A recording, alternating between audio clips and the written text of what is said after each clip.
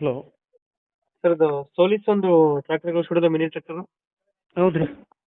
ಮಾಡಲ್ ಎಷ್ಟು ಗಾಡಿ sir? 23 model sir. 23ನಾ? 23 ಸರ್. ಓನರ್ ಎಷ್ಟಾಗಿದ್ದಾರೆ ಗಾಡಿ? ಸೆಕೆಂಡ್ ಓನರ್ ಇದೆ ಸರ್.